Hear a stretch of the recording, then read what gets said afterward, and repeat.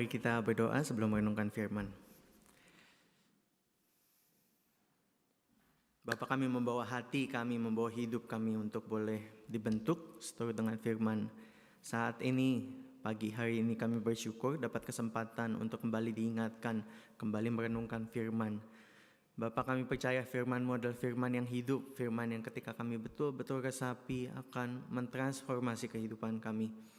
Oleh karena itu pagi ini kami berdoa supaya Engkau boleh melembutkan hati kami dan bagai tanah liat di tangan penjunan, Kau boleh bentuk kami seturut dengan kehendak-Mu, makin serupa Kristus dan punya hidup yang makin memuliakan Allah. Pakai hamba-Mu juga, ampuni segala dosa dan layakkan dia untuk menjadi alat di tangan-Mu, biar kebenaran firman Tuhan makin jelas di tengah-tengah kami. Terima kasih Bapa, kami berdoa di dalam nama Tuhan Yesus Kristus. Amin. Shalom Bapak Ibu Saudara sekalian. Bersyukur kita sudah selesai kitab 1 Korintus beberapa minggu yang lalu. Terus semasa-masa Paskah kita mengingat kembali apa yang telah Tuhan Yesus kerjakan buat gereja awal, gereja mula-mula murid-muridnya. Nah, untuk beberapa minggu ke depan ini kita akan masuk dalam satu kitab yang baru, yaitu kitab Pengkhotbah. Kitab yang unik, kitab yang kalau Bapak Ibu pernah baca kesannya kritis sekali terhadap hidup. Tapi kita bisa belajar. Semoga kitab ini untuk satu term ini kurang lebih kita bisa makin mengerti hidup. Apa arti hidup, makna hidup kita bisa dapat dari mana di bawah kolong langit. Bapak Ibu, saya mulai dengan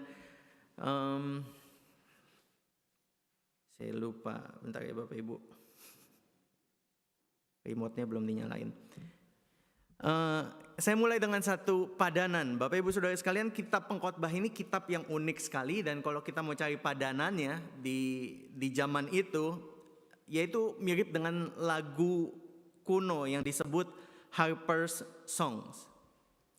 Harper's Songs ini adalah sejenis lagu perkabungan yang biasa dimainkan di perjamuan perkabungan orang Mesir. Jadi lagu ini biasanya tercatat di kuburan-kuburan orang Mesir gitu ya.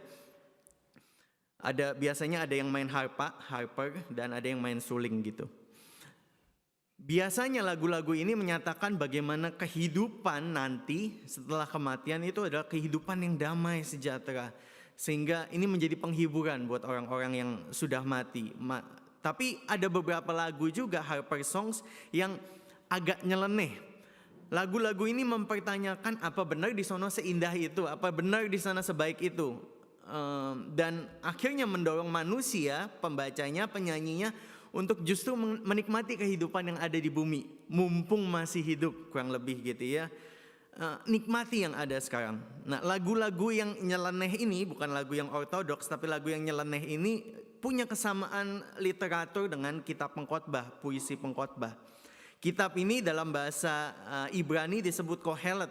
Kohelet itu gelar bagi orang yang mengumpulkan orang-orang dan mengajar. Jadi di bahasa Indonesia Kohelet diterjemahkan menjadi pengkhotbah. Mereka yang mengajar orang-orang banyak. Nah, Bapak Ibu Saudara sekalian, tentang penulisnya kalau kita baca, mari kita buka kitab kita Bapak Ibu, karena saya ada 2 pasal ayatnya nggak banyak, saya nggak bisa tampilin semua. Jadi sambil saya bahas, Bapak Ibu bisa cek di handphone masing-masing gitu ya. Tentang penulisnya nggak ada nama. Kalau kitab-kitab lain ada namanya. Di sini cuma ditulis di ayat 1. Inilah perkataan Pengkhotbah, anak Daud, raja di Yerusalem. Anak Daud ada banyak. Keturunan Daud pun yang kedua, ketiga disebut anak Daud. Secara tradisi Yahudi, tradisi Kristen melihat yang menulis kitab ini adalah Raja Salomo, anak langsung Daud. Meskipun bisa juga ada penafsir yang bilang bukan Salomo, tapi orang yang menggunakan persona Salomo atau anak-anak Daud yang lain.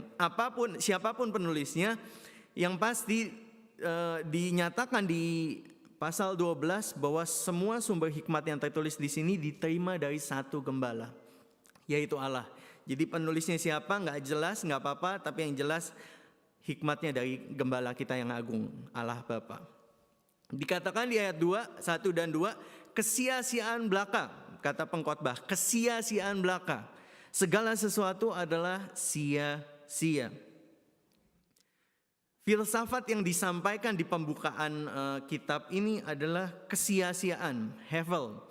Kalau bahasa Yunaninya gitu ya, bahasa Ibraninya diterjemahkan gitu, jadi hevel of hevel, says the preachers, hevel of hevel, all is hevel. Jadi di ayat kedua pembukaan kitab ini saja kita sudah dapat 1, 2, 3, 4, 5 kata sia-sia. Dan ya prinsip penafsiran makin sering satu kata diulang, berarti ada maksud penting yang hendak disampaikan oleh penulis. Kesia-siaan belaka, hevel of hevel. Atau kalau pakai versi ESV, vanity of vanities.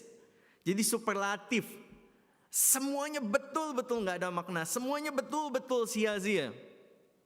Kata hevel secara literal itu berarti nafas, angin. Jadi dia bilang bahwa semua yang kita kerjakan ini kayak angin doang. Nafas doang. Kelihatan, tapi begitu mungkin dipegang, hilang.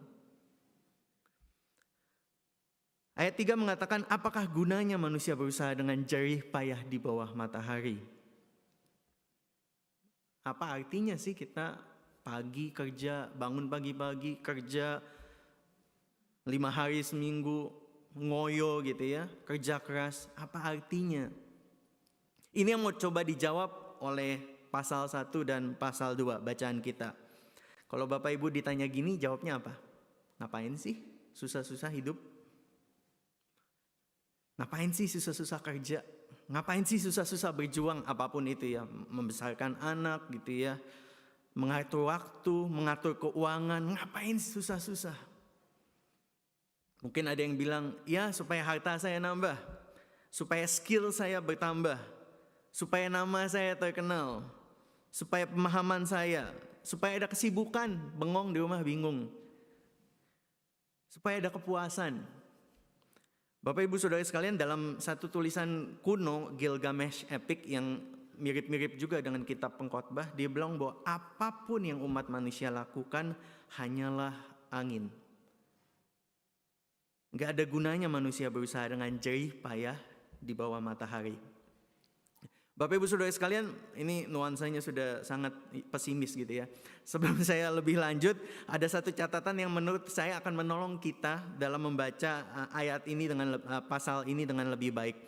Pengkhotbah tidak sedang berbicara tentang apa yang harus kita kejar dalam konteks iman. Dalam konteks sebagai orang Kristen, apa yang harus dikejar. Melainkan apa yang tidak boleh dikejar dari perspektif duniawi.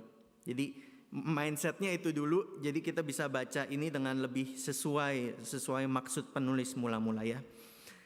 Dia coba lihat ada 5 topik, ada 5 bidang di dalam kehidupan dan dia bahas satu-satu. Dia coba mau cari makna hidup. Kalau semuanya angin, semuanya hanya nafas, hembusan nafas, semuanya sia-sia, saya mau coba cari makna di 5 hal ini. Yang pertama, dia coba cari makna di alam dunia. Matahari, dia lihat matahari. Dia lihat angin, ayat 4-7. Dia lihat air. Siklusnya sama. Matahari, timur, terbenam di barat, timur lagi. Angin, tiup aja begitu terus. Air, dari hilir ke hulu ke hilir gitu ya. Turun ke laut gak penuh-penuh. Contohnya di ayat 5. Matahari terbit, matahari terbenam, lalu terburu-buru. Buru-buru kemana? Ke tempat ia terbit kembali. Siklusnya gitu aja. Matahari pun begitu. Capek-capek balik lagi ke situ. Nanti hilang lagi, nanti balik lagi ke situ. Terus dia lihat ayat 8-9. Dia pakai inderanya, dia pakai matanya, dia pakai telinganya. Dia bilang segala sesuatu, ayat 8 dan 9, menjemukan. Karena siklus doang. Ngulang aja. Sehingga tidak terkatakan oleh manusia. Semuanya menjemukan sehingga tidak terkatakan lagi. Gambarannya itu seperti kalau zaman sekarang orang yang duduk di sofa, di tempat duduk, pegang remote TV, tapi gak ada semangat. Dia lihat, dia dengar, tapi cuman klik, ganti channel gitu ya, klik, tapi gak ada semangat. Bapak Ibu pernah bosen sampai gak tahu mau ngapain? Bingung lihat TV ya itu aja gitu ya. Lihat handphone, YouTube, banyak pilihan tapi nggak memuaskan. Kita pindah dari satu video ke video lain. Berjam-jam scrolling WhatsApp, kita punya banyak grup WhatsApp, mungkin kita lihat grup ini, terus lihat grup ini lagi. Telinga kita pakai untuk dengar lagu, kita setel radio atau kita setel MP3 gitu ya. Tapi kita juga nggak benar-benar dengar lagunya.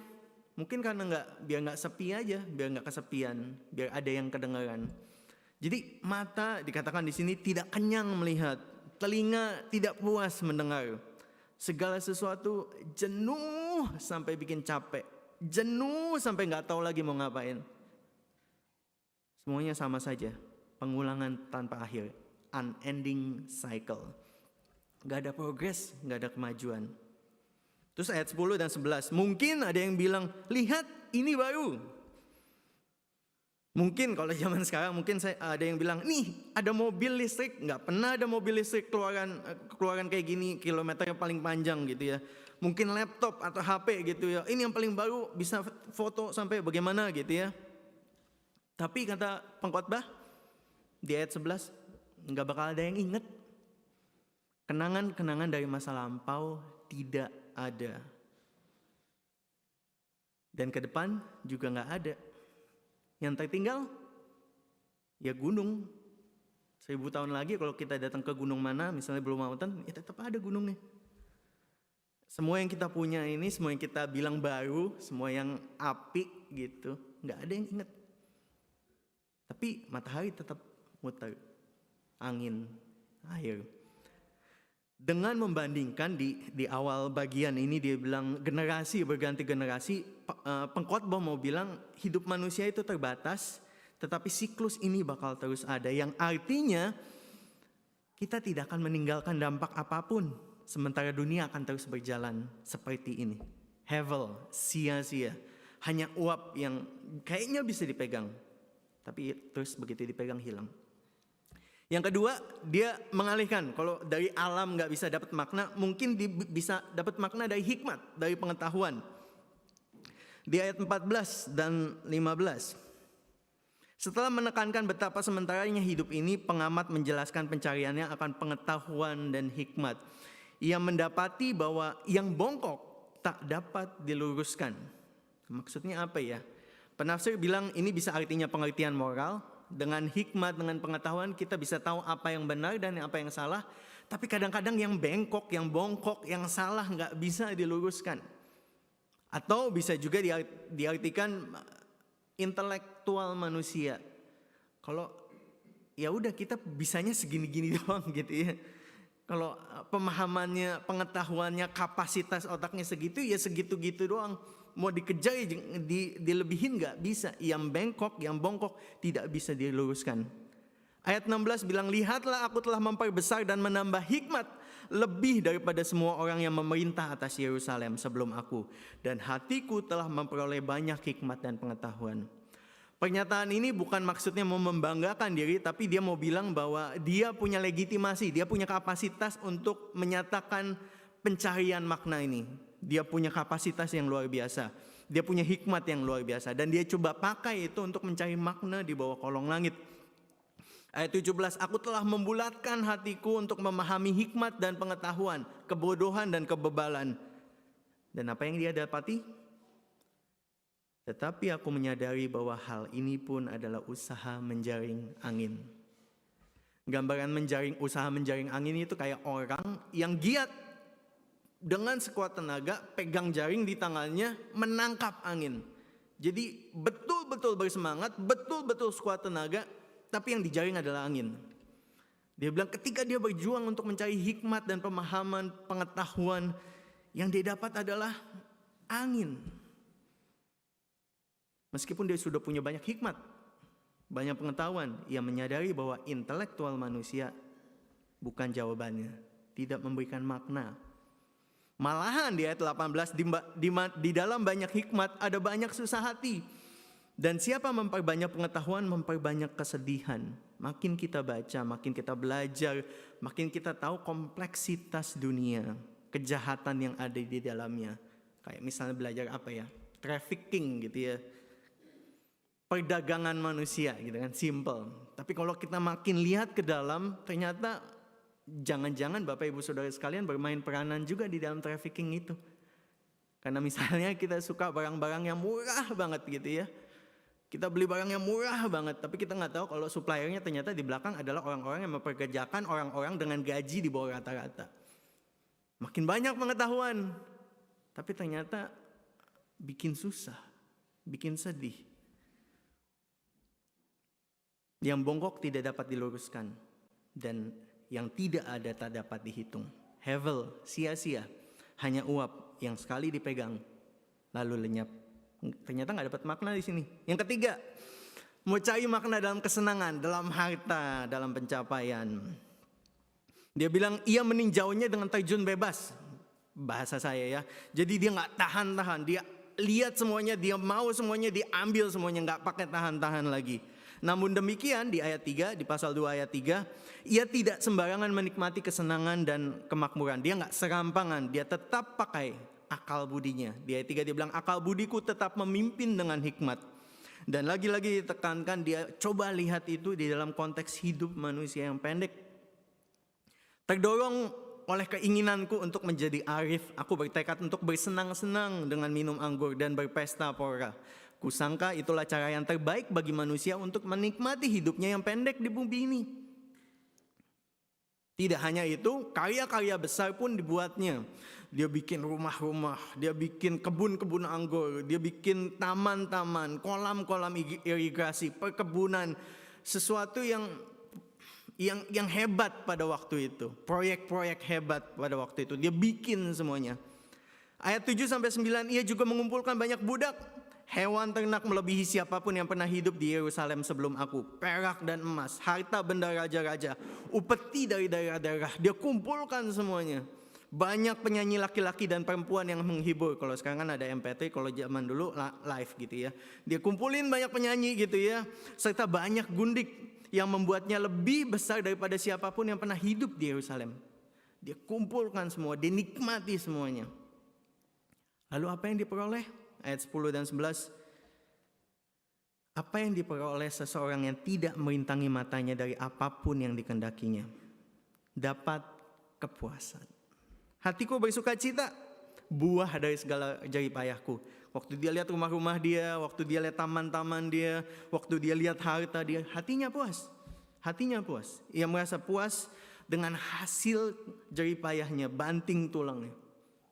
Tapi ya udah, begitu doang. Sebab kesenangan dan kemakmuran tidak membuatnya terbebas dari kesia-siaan hidup. Dia punya semuanya ini, tapi tetap hevel. Tentang tertawa aku berkata, itu bodoh. Dan mengenai kegirangan, apa gunanya? Ada film klasik tahun 1941 tentang seorang pria yang naik kelas sosial. Dari yang sederhana banget begitu ya, terus bisa jadi kekayaan luar biasa. Dia punya kuasa, namanya Charles Foster Kane. Tidak ada yang tidak bisa dia dapatkan. Dia membangun rumah besar di atas bukit untuk tampung semua harta miliknya. Tapi ketimbang menemukan banyak kepuasan dalam hidup, ia marah dan frustasi atas apa yang tidak ia dapatkan, yang tidak bisa ia dapatkan dari uang dan kekuasaannya. Obsesinya tentang kekayaan dan kekuasaan membuat keluarga dan teman-temannya pergi, meninggalkan dia sendirian, dan akhirnya mati sendirian dan sengsara, dikelilingi oleh banyak harta benda. Dalam film itu, di ujungnya sebelum dia mati, ia mengungkapkan bahwa pengalaman terdekat yang pernah dia miliki tentang kepuasan, tentang kepenuhan hidup, justru ketika dia masih anak-anak, miskin bersama dengan keluarganya, ketika dia belum punya apa-apa. Dan adegan terakhir film itu menggambarkan pembantunya di mansion yang besar di atas bukit itu sedang membuang barang-barangnya ke dalam tungku api. Pelan-pelan makin jauh cerobong asap gitu ya dari hasil pembakaran meninggalkan rumah dia, zoom out. Sia-sia. Uap. Hevel. Wah, jadi nggak dapat arti nih. Coba dia cari yang lain. Kemudian dia coba bandingkan hikmat kembali. Bagaimana kalau hikmat dibandingkan dengan kebodohan? Kita sebagai orang tua tentu salah satu kerinduan atau ambisi kita adalah kita ingin anak kita punya pendidikan yang bagus. Karena dengan pendidikan yang bagus ada masa depan yang lebih baik gitu ya. Ada kesempatan yang lebih besar ketimbang pendidikan yang nggak bagus. Jadi Pengkhotbah juga bilang begitu di ayat 13 dan 14. Hikmat memang memiliki kelebihan atas kebodohan, sama seperti terang atas kegelapan. Namun punya hikmat ternyata tidak membedakan nasib akhir. Nasib akhir orang yang hikmat dengan orang yang bodoh sama.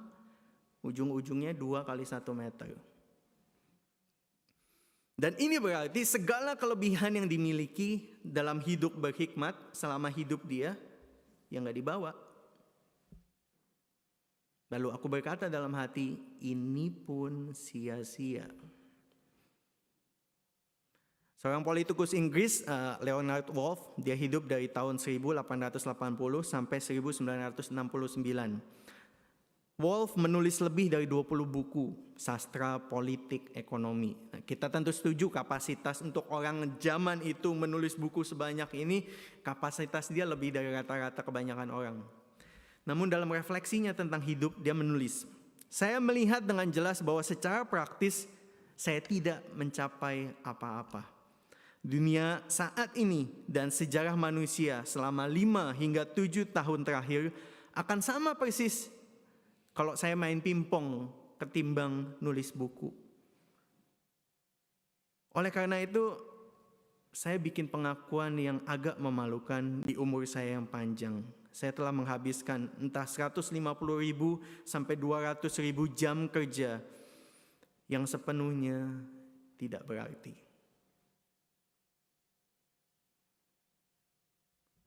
Hikmat membuat pengkhotbah sadar. Dan akhirnya di ayat 17 dia bilang dia membenci hidup. Percuma berlelah-lelah sebab berlelah-lelah hanya menjaring angin. Diulang kembali, hevel, sia-sia. Punya hikmat mungkin lebih baik dari orang bodoh selama hidup. Tapi ya udah, begitu doang. Lenyap. Dan terakhir, kerja keras. Aku membenci segala usaha yang kulakukan dengan jerih payah di bawah matahari di ayat 18 dan 19. Karena ujung-ujungnya semua kerja keras dia bakal dialihkan kepada orang yang tidak berusaha mendapatkannya. Bahkan upaya yang dikerjakan dengan hikmat bisa jatuh ke tangan orang yang bodoh.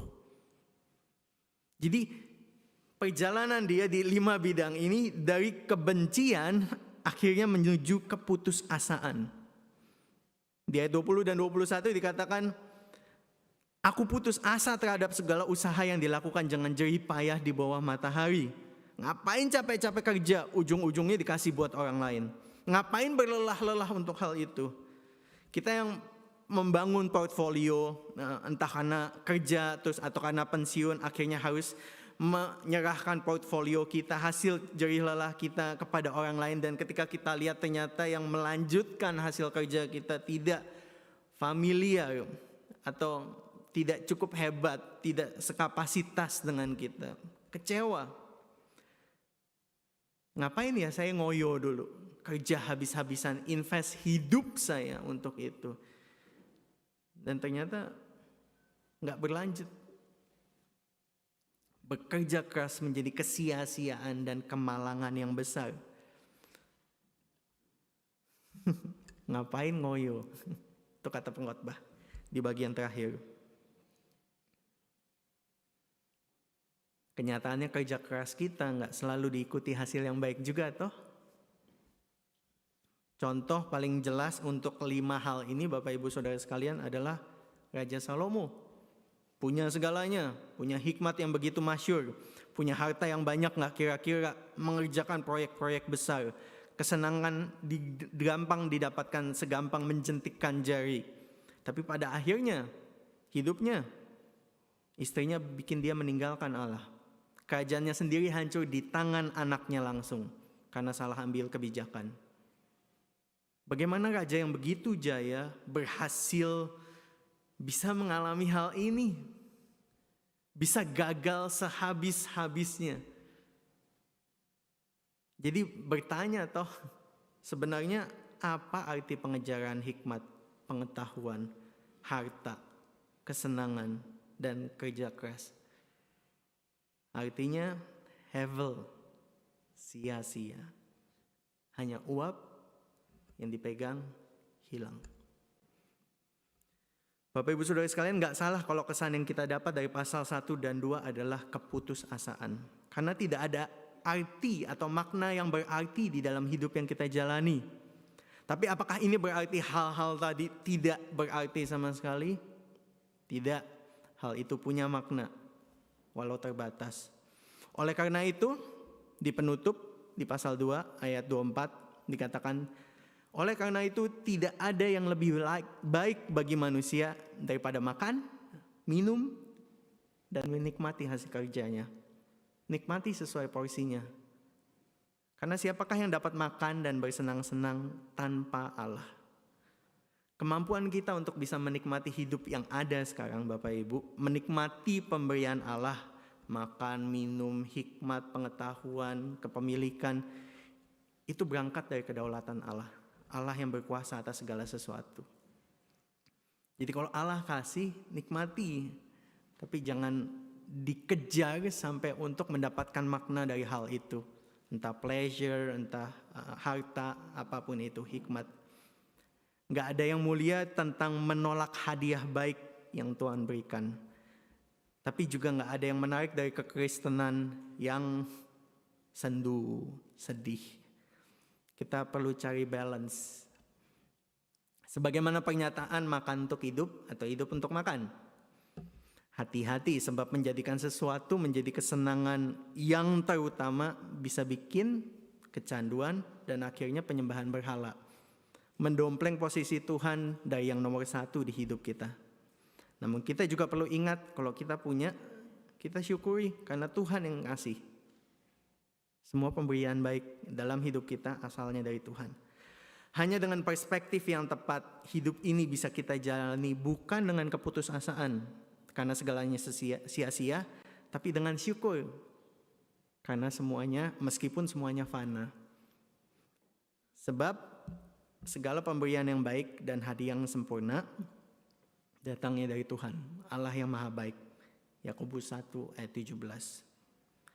Dan hari ini Bapak Ibu Saudara sekalian, hadiah terbaik yang Allah berikan untuk kita kenang kembali bagaimana Kristus mati di kayu salib, membagikan hidupnya, daging dan darahnya sebagai simbol untuk keselamatan kita.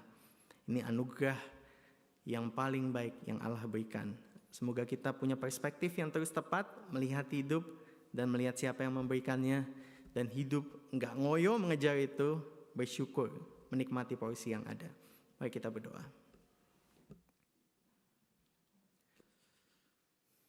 Bapa, kami bersyukur kami jadi anak Tuhan, sehingga kami bisa lihat segala sesuatu dengan perspektif yang tepat. Bahwa hidup kami sementara dan maknanya enggak didapat di bawah kolong langit. Maknanya didapat dari Tuhan yang memberikan segala sesuatu. Tolong kami, bantu kami. Kami yang kerja, kami yang pelayanan, kami yang orang tua, kami yang anak. Kapasitas kami, bantu kami untuk punya perspektif yang tepat dan untuk senantiasa bersyukur, menikmati apa yang Tuhan berikan di dalam kehidupan kami, pribadi lepas pribadi. Terima kasih Bapa, kami serahkan hidup kami. Dalam nama Tuhan Yesus kami berdoa. Amin.